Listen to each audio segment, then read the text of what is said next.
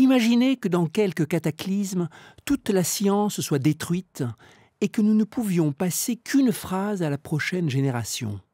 Quel énoncé contiendrait le plus d'informations dans le plus petit nombre de mots?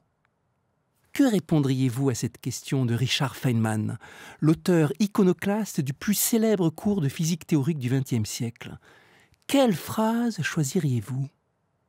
Moi, je crois que comme Feynman, je choisirais l'hypothèse atomique, c'est-à-dire toutes les choses sont faites d'atomes, petites particules qui s'agitent en perpétuel mouvement.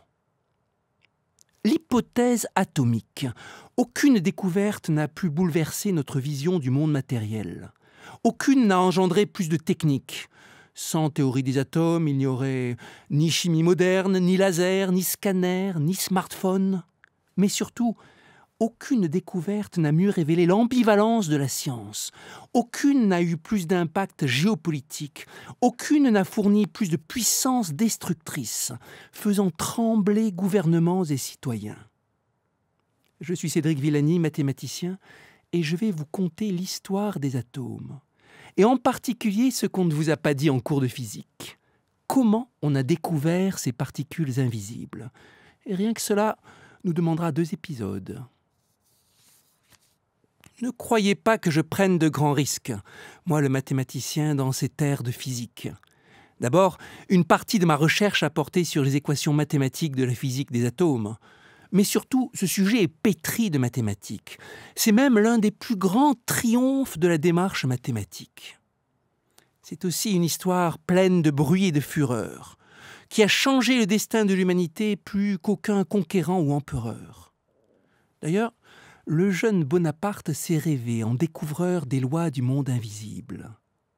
Mais au début, ce sera juste une bataille d'idées, pour l'honneur de l'esprit humain, entre quelques savants à longue barbe et à l'imagination démesurée. Comment ont-ils élaboré une théorie des atomes alors qu'ils ne pouvaient ni les voir ni les mesurer par quelque expérience que ce soit? Notre conte commence en 1850. Dans cette Allemagne où s'affirment sciences et techniques, Rudolf Clausius fonde la thermodynamique, la science des variations d'énergie et de température, la science des fourneaux, des frigos et des moteurs. Et Clausius remet au goût du jour l'idée que la température, c'est juste l'intensité de l'agitation des particules infimes dont la matière serait constituée. Cette vision d'un monde fait d'atomes, cette hypothèse atomique a déjà été proposée bien des fois, et à chaque fois abandonnée. Aux archives, les philosophes antiques Démocrite et Leucippe, créateurs du mot atome, littéralement ce qui ne peut être coupé. Au musée, le philosophe latin Lucrèce, dont le grand poème a été retrouvé par miracle.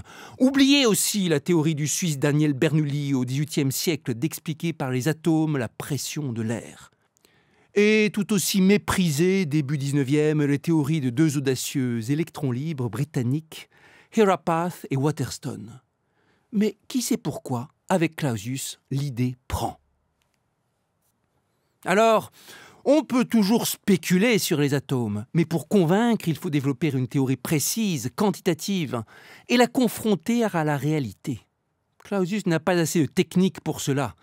Mais depuis Berlin, ces méditations vont trouver un écho à Aberdeen et à Vienne. Aberdeen, ces austères monuments de granit du nord de l'Écosse, son pétrole, son football. Mais à l'époque, c'était surtout le lieu d'exercice d'un des plus grands physiciens de tous les temps, James Clerk Maxwell. Avec son intuition physique et sa virtuosité mathématique, il révolutionne tout.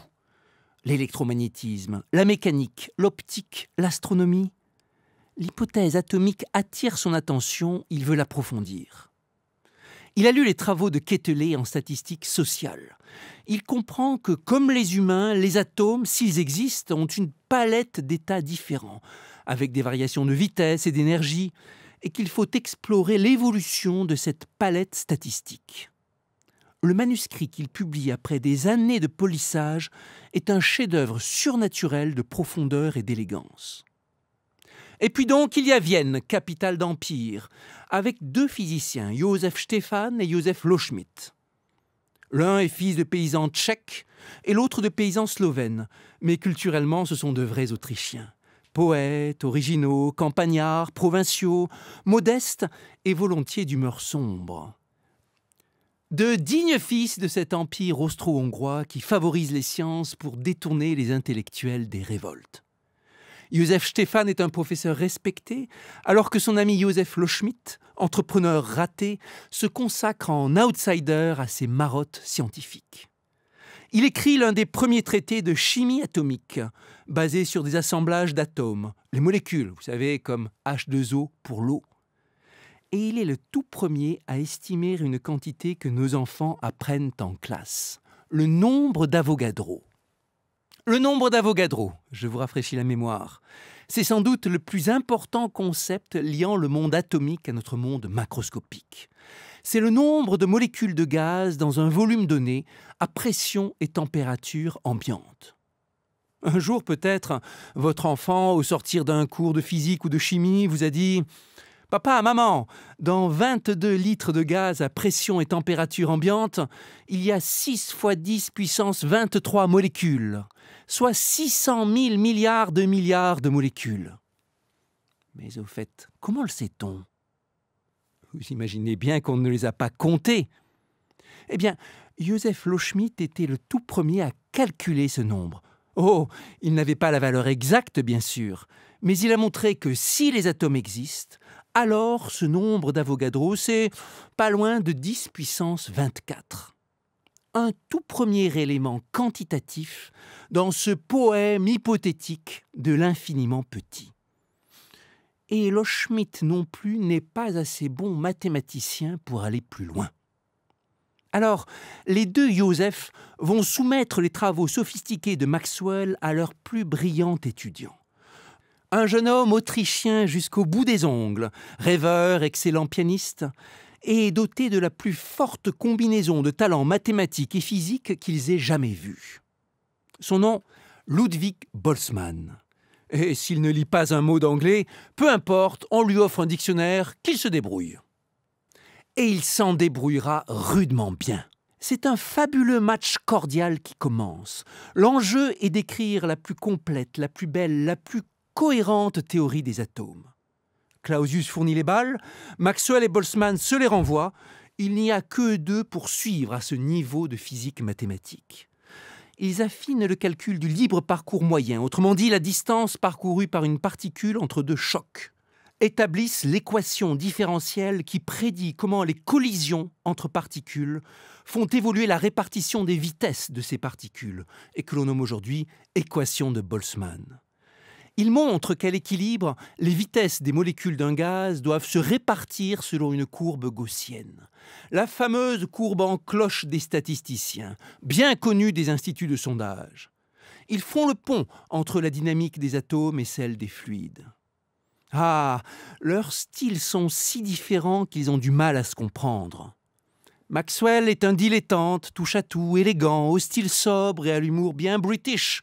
C'est aussi un timide, terrifié par les prises de parole publiques, enseignant calamiteux. Alors que Boltzmann, de 13 ans son cadet, est un combattant, immergé dans son sujet, auteur prolifique et brouillon. Amateur de bonne chère, père de famille paisible, il se déplace à vélo et installe une vache dans son jardin.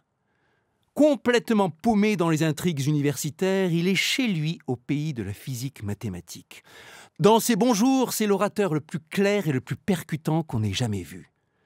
Voix haut perchée, longue barbe noire, rond comme un ballon, féroce comme un bulldog, myope comme une triple taupe, c'est un bonheur pour les caricaturistes. Quand Boltzmann monte sur l'estrade, c'est l'espace qui se courbe, poétise un spectateur.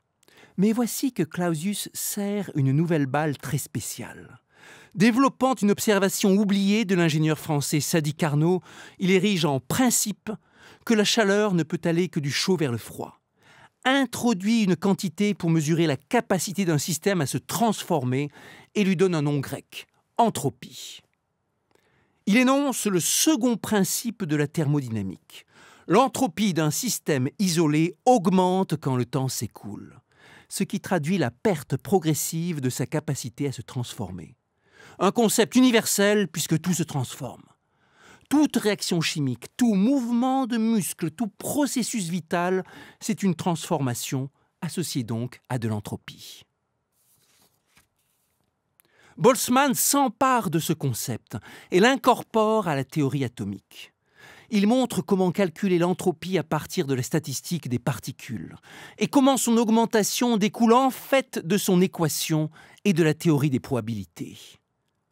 Puis il réinterprète l'entropie par une formule magistrale. S égale K log W. Ça veut dire quoi? S, c'est la fameuse entropie, ou capacité à se transformer. K, c'est un nombre fixé, la constante de Boltzmann. Log, c'est le logarithme. Ça mesure la taille d'un nombre.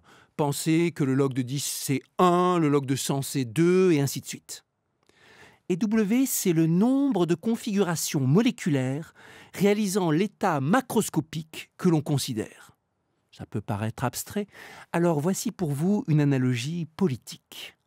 Dans une élection, l'état macroscopique, ce serait les scores de chaque candidat en pourcents, et W, ce serait le nombre de toutes les listes de votes imaginables, toutes les possibles listes indiquant qui a voté pour qui et qui serait compatible avec les résultats.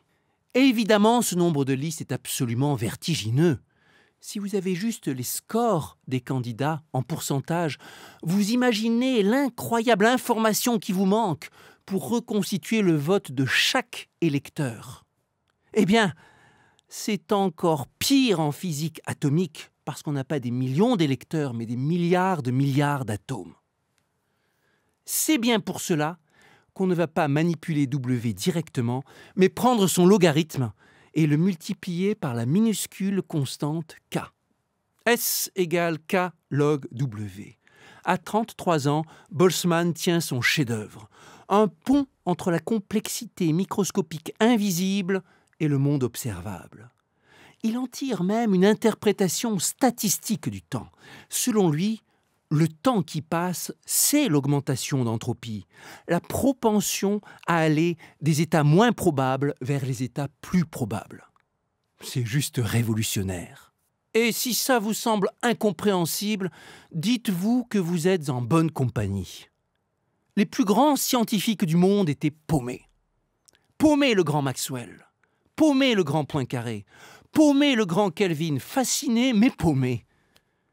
Comment ce second principe de la thermodynamique, une loi absolue, toujours vraie, pourrait découler de principes statistiques, forcément fluctuants et imprévisibles?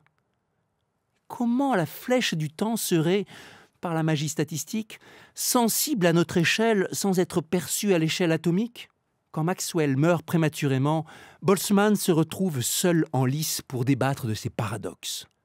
Malgré son magistral ouvrage de synthèse, Leçon sur la théorie des gaz, il est de plus en plus contesté. Il se crée un puissant courant scientifique opposé à l'hypothèse atomique. C'est l'énergétisme, théorie selon laquelle les lois de la matière découlent des lois de la thermodynamique. Au contraire, Boltzmann pense que c'est la structure atomique de la matière qui explique la thermodynamique. Les deux camps s'affrontent sans merci, à coups de conférences si passionnées que les belligérants tombent parfois en dépression nerveuse. Vers 1900, des pointures se rallient à Boltzmann, et le grand mathématicien David Hilbert le cite comme inspiration pour l'un des 23 problèmes qu'il propose au Congrès international des mathématiciens à Paris. Et Boltzmann fascine la jeune génération d'étudiants. Erwin Schrödinger l'idolâtre, Albert Einstein dévore son ouvrage. Mais Boltzmann ne se rend pas compte que le vent tourne en sa faveur. Épuisé, tourmenté, il se consume en lutte. Pour ne rien arranger, il enterre ses mentors, les deux Joseph.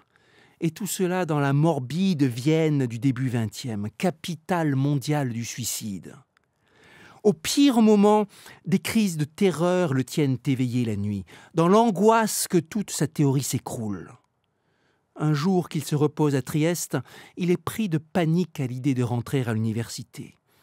Sa fille Ida le retrouve pendu. En ce triste jour de 1906, il avait été anéanti par les polémiques, mais aussi par ses propres démons, par les ravages du temps, ce temps dont il avait dévoilé de précieux secrets. 100 ans plus tard, j'étais orateur invité au colloque commémorant Boltzmann, à Vienne et à Trieste. Invité comme spécialiste de la théorie mathématique de l'équation de Boltzmann et de son entropie, qui s'est épanoui pour résoudre tant de problèmes de physique, de communication, de probabilité et même de géométrie et d'algèbre. En marge du colloque de Vienne, qui se tenait dans la Boltzmanngasse, j'allais au cimetière central. Arrivé tard, sans indication, je demandai mon chemin à une famille assise sur un banc. Qui cherchez-vous? Boltzmann. Alors, je vous jure, le père de famille me répondit dans un sourire « S égale K log W ». Et il me mena à la tombe de Boltzmann où la fameuse formule est gravée. Une formule qui incarne tant le mariage entre probabilité et loi de la nature, l'information comme déesse explicative du monde aux côtés de l'énergie, ce fait majeur que nous sommes des êtres macroscopiques dans un monde fait de corpuscules microscopiques. Voilà longtemps que l'empire austro-hongrois s'est écroulé, mais cette formule en elle-même, c'est un empire bien vivant. Alors, comment a-t-on compris que Boltzmann avait raison? Que les atomes existent réellement? Par un raisonnement magnifique que je vais vous décrire.